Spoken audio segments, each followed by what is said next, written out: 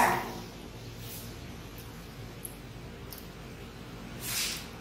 Setiap siswa pasti menginginkan bahwa dirinya dapat berprestasi dengan baik, tapi untuk mewujudkan itu semua tidak akan mudah, harus dengan belajar yang rajin dan tekun. Siswa pasti memiliki kebiasaan belajar secara sendiri-sendiri.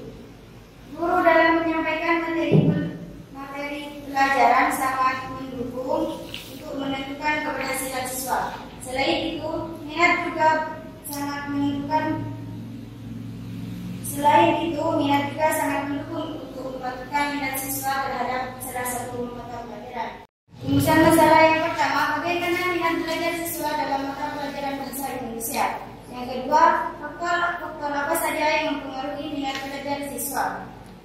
Yang ketiga, seberapa besar pengaruh faktor minat belajar terhadap mata pelajaran bahasa Indonesia.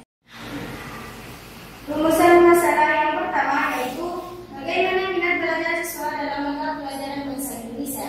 Minat belajar siswa terhadap mata pelajaran bahasa Indonesia di MA Nurul Islam masih perlu mendapat perhatian lagi, baik dari guru pendidik dan lingkungan sekitarnya. Kenapa memilih bahasa Indonesia sebagai mata pelajaran yang ditinjau oleh Naila di MA Nurul Islam? Mau dijawab?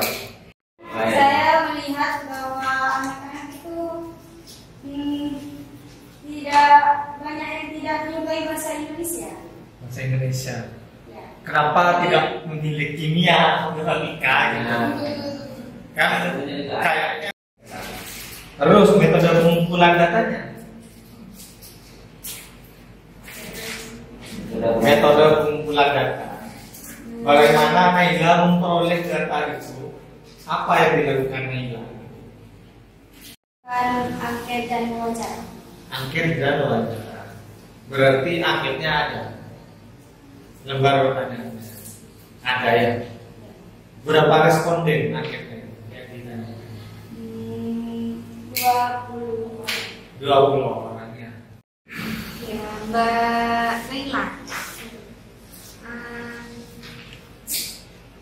Untuk pertama-tama saya ucapkan selamat dulu ya, kalian sudah melewati fase terakhir dalam penulisan makalah ini. Nah, yang mau saya tanyakan tadi sudah ditanyakan Pak Faiz, datanya itu didapatnya dari mana dan respondennya siapa saja.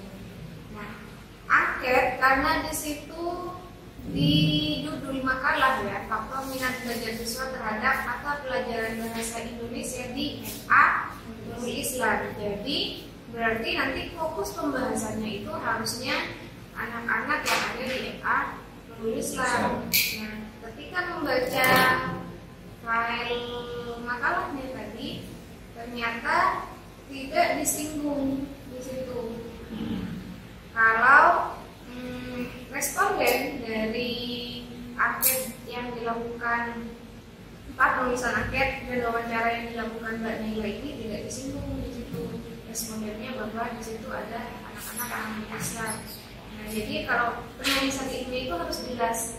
Kalau memang di judul makalah FA ada kata-kata FA Nurul Islam, berarti nanti di pembahasan FA Nurul Islam itu tidak boleh luput dari pembahasan. Di situ setiap hari akan ada tugas berupa menulis makalah itu. Jadi untuk kita yang dari penulisan ini punya basic ada terus